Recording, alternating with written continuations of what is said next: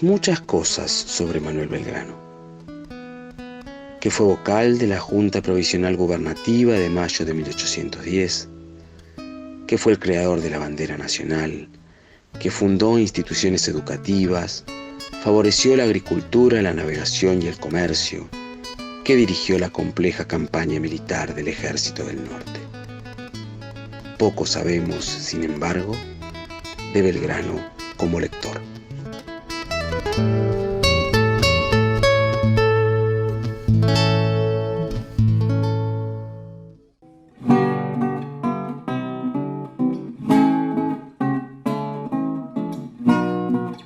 Me proporcionó mi padre la enseñanza de las primeras letras, la gramática latina, filosofía, algo de teología en el mismo Buenos Aires.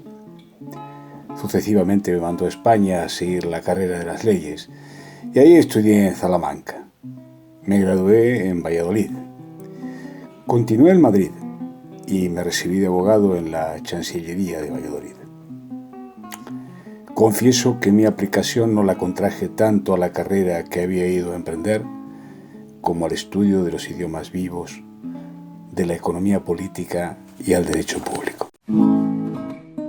Manuel Belgrano estudió en su adolescencia en el Real Colegio de San Carlos, en el predio del actual Colegio Nacional de Buenos Aires. Siguió cursos de lógica, metafísica, física y ética, todos ellos dictados en latín por el doctor Luis Chorroarín, su principal maestro por esos años. La enseñanza se concentraba en las lenguas española y latina e inculcaba los rudimentos de la teología, estudiada todavía entonces con conceptos y métodos medievales. Belgrano estudió leyes en las universidades de Salamanca, Oviedo y Valladolid, ciudad en la que se graduó. Obtuvo luego licencia para trabajar como abogado en Madrid, donde residió también algún tiempo, sumándose a su rica vida social y cultural. Esos años, que coincidieron además con los del proceso revolucionario francés, fueron cruciales en su formación intelectual, asistiendo a tertulias literarias y conciertos. La experiencia europea le permitió comprender mejor muchos problemas de América, a los que se propuso modificar cuando asumiera años más tarde como funcionario real en el Río de la Plata. Mi venerado Padre y Señor, he tenido el gran gusto de conseguir licencia de ver y tener en mi poder libros prohibidos de cualquier prohibición, excepto los astrólogos judiciarios y los que ex profeso traen obscenidades y dichos contra la religión de nuestro ilustrísimo Padre Pío VI, que la acordó el día 11 del mes pasado y me la entregaron recientemente en Madrid. Durante sus años en España, Belgrano dedicó gran energía a la lectura, por fuera de libros sobre derecho, tal como requería su formación universitaria. Reunió gran cantidad de obras sobre muy diversos temas: literatura, historia, filosofía, geografía y viajes, economía, agricultura y ganadería, ciencias, técnicas. En su biblioteca dialogan autores griegos de la antigüedad, como Anacreonte y Platón, con otros latinos, Plinio, Ovidio, Vitruvio. La medicina está representada por Gemino, de la Porta y Haxam, y los desarrollos científicos recientes por Linneo, Lavoisier, Adet y Sigo de Lafont. La mayor parte de los libros está en español y en francés, pero hay algunos pocos en inglés, italiano, latín y griego. Le interesaron en especial las obras dedicadas a temáticas agrarias, que ofrecen recetas para aumentar la productividad, y las que tratan asuntos económicos y de historia reciente. El joven Manuel no anotaba sus libros, ni para indicar que le pertenecían, algo habitual en su tiempo, ni para destacar párrafos o ideas. Una de las obras, sin embargo, lleva anotado Manuel Belgrano en cada uno de sus volúmenes, inscripciones muy probablemente autógrafas. Se trata de la Petite Maison Rustique, publicada en París en 1802.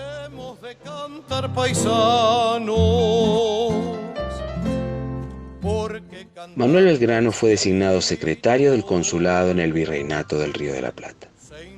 El cargo, creado por el rey Carlos IV, no existía anteriormente y apuntaba a modernizar la administración de las colonias y a crear herramientas para generar mayor riqueza. Cada año, el secretario debía elevar una memoria a un consejo local y luego al rey, proponiendo transformaciones económicas o políticas relevantes. Belgrano escribió unas 16 memorias entre 1794 y 1808, varias de las cuales se conservan. La de 1797, por ejemplo, estuvo dedicada a exponer la utilidad de fomentar los cultivos de lino y cáñamo. La de 1803 a la navegación del Río de la Plata. La de 1805 a la necesidad de aumentar la población en el virreinato. He comprado el Valcarcel y el Oráculo de los Filósofos. Los que leeré después que acabe con el inmortal Montesquieu. El Esprit de Loi que actualmente tengo entre manos.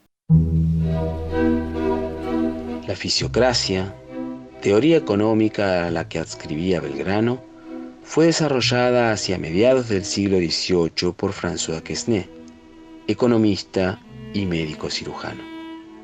Sostenía que el origen de toda riqueza se halla en la tierra y proponía favorecer cualquier forma de producción agrícola o minera y reducir impuestos, ideas a contramano de las prácticas comerciales coloniales, tendientes al control de lo producido en América y a una gran presión fiscal. Seguir esas ideas generó a Belgrano incluso problemas familiares, pues su padre Domenico Belgrano, italiano de origen, era a fines del siglo XVIII uno de los más relevantes comerciantes monopolistas de Buenos Aires, beneficiario, por tanto, de las trabas aduaneras que imponía la corona. Ya juzgo a mi hermano Domingo del lado de vuestra merced, y no dudo de que mi amado padre le instruirá de la ciencia económica. Nunca me he atenido a los autores de moda, pues para leer un libro, como siempre pienso sacar alguna sustancia, pregunto a los hombres sabios que conozco para que me den su sentir. Y no creo tener ninguna máxima libertina, sino muy fundadas en la razón. En 1808 se produce una profunda crisis política en la monarquía española, propiciada por el deterioro económico general y la presencia de tropas francesas en la península. Tras el motín de Aranjuez, en el que revueltas populares obligan a Carlos IV a abdicar en favor de su hijo Fernando VII, Napoleón Bonaparte recluye en Bayona a Fernando VII y nombra a su hermano José Bonaparte rey de España. Esos acontecimientos, además de descalabrar España, pulverizan la cadena de poder hacia las colonias, en tanto los virreyes pasan a ser representantes de una sede vacante. Ese vacío de poder genera rápidamente conatos revolucionarios en toda América. Sin esos acontecimientos como fondo, resulta difícil comprender cómo un leal funcionario real en el Río de la Plata, como Belgrano, abrazaría con tanta fuerza desde 1810 la causa de la Revolución Americana. Uno de los gestos culturales más fuertes de la primera Junta de Gobierno, de la que Belgrano fue vocal, fue la creación de la Biblioteca Pública de Buenos Aires en septiembre de 1810. Belgrano se puso de inmediato al servicio de la Revolución y tomó protagonismo como general del ejército a lo largo de la siguiente década. En 1810 y 1811, sin embargo, Belgrano halló tiempo para depositar en manos de su maestro Luis Chorrarín, cuando éste asumiera la dirección de la biblioteca pública, los libros de su biblioteca personal en donación. Se trata de 87 títulos en 167 volúmenes. Gran parte de esos libros se ha preservado hasta el presente y pueden actualmente ser consultados en la Sala del Tesoro de la Biblioteca Nacional. Sabemos muy poco respecto de cómo formó Belgrano su colección de libros, pero es claro que casi todos ellos fueron adquiridos en Europa durante su estancia como estudiante, entre 1787 y 1794. Un volumen que contiene las obras completas de Platón en la traducción latina de Marsilio Ficino, editada en Basilea en 1546, indica en una nota manuscrita al pie de la portada que la obra fue adquirida por Manuel Belgrano en la calle de Atocha, en Madrid, y que pagó por ella 30 reales vellón, un monto considerable a fines del siglo XVIII. Se trata de una inscripción tardía, acaso posterior a la muerte de Belgrano, recogiendo información que él mismo comentara alguna vez a alguien cercano. A la creación de la biblioteca pública en Buenos Aires le siguió una convocatoria a los vecinos a que donaran libros. La respuesta de los patriotas fue abrumadora, y no hubo casi miembro de las familias criollas que no donara al menos algunas obras. Cayetano Rodríguez, Saturnino Segurola, Luis Churruarín, Mariano Moreno, Miguel O'Gorman, Julián II de Agüero, Juan María Almagro, Martina de la Bardén, los comerciantes ingleses, Juan José Paso, Miguel de Ascuénaga, Hipólito Vieites, son algunos de los donantes que figuran junto a Manuel Belgrano en el libro de donaciones de la Biblioteca Pública durante el periodo 1810-1812. Entre las obras donadas hay varias dedicadas a la Revolución Francesa, un proceso sociopolítico al que Manuel Belgrano siguió con especial atención. Sobresalen las memorias para servir a la historia del jacobinismo, del abate Agustín Barruel, un jesuita francés, activo ideólogo del antiguo régimen, quien denostó sistemáticamente a los filósofos ilustrados que propiciaron el cambio de orden en Francia. Junto a ella, hallamos los anales de la Revolución Francesa, que contienen en inglés las memorias de Bertrand de Molleville, noble y militar francés exiliado, al igual que Barruel, en Inglaterra, y también, opuesta ya en su visión a las dos anteriores sobre los acontecimientos en Francia, la historia del general Moreau y la historia de los generales Desaix y Kleber, obras ambas dedicadas a la exaltación de militares de las campañas napoleónicas. Como en la época de 1789, me hallaba en España y la Revolución de Francia hiciese también la variación de ideas y particularmente en los hombres de letras con quienes trataba. Se apoderaron de mí las ideas de libertad, igualdad, seguridad, propiedad, y solo veía tiranos en los que se oponían a que el hombre, fuere donde fuese, no disfrutase de unos derechos que Dios y la naturaleza le habían concedido y aún las mismas sociedades habían acordado en su establecimiento directa o indirectamente.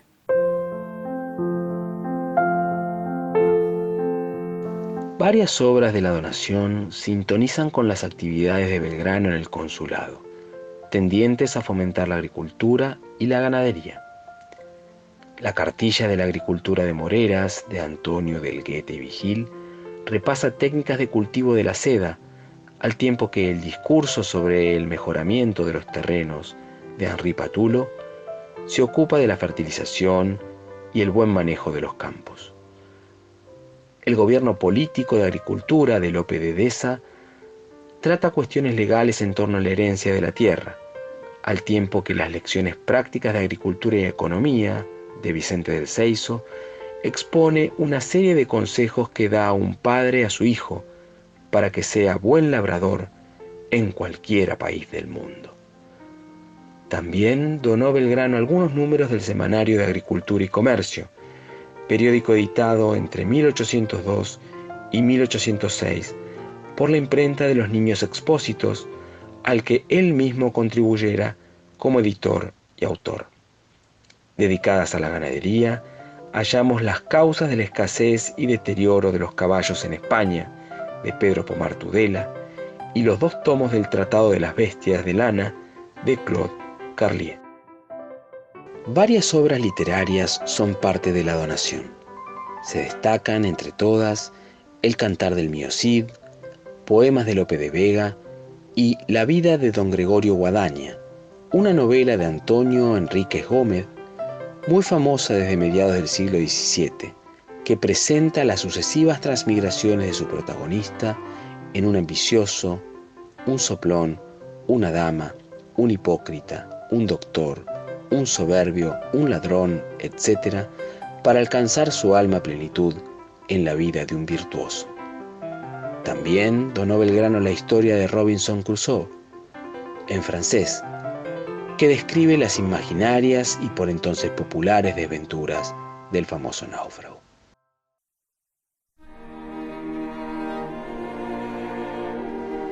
Resguardados durante 210 años, sometidos a procesos de aseo recurrentes, reencuadernados algunos, los libros donados por Manuel Belgrano han sido estudiados por muchos lectores en la historia de la Biblioteca Nacional.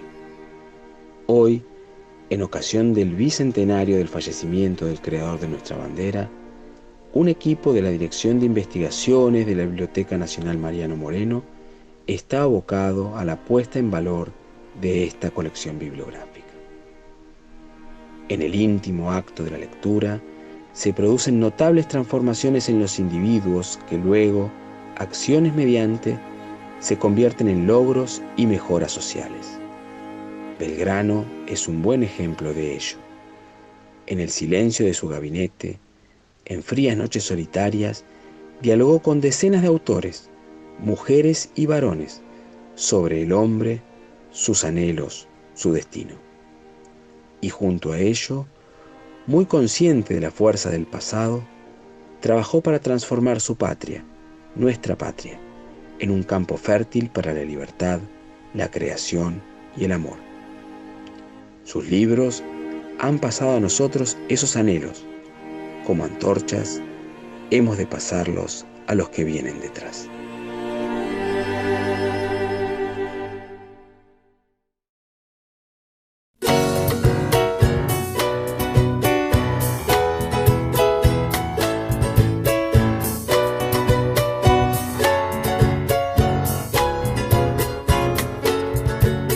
Qué bien que Manuel Belgrano quiso soñarte allá en las barrancas. Qué bien que haya decidido que fuera celeste y blanca. Desde el altiplano al sur, desde el mar azul a la cordillera, yo siempre que mire al cielo voy a encontrar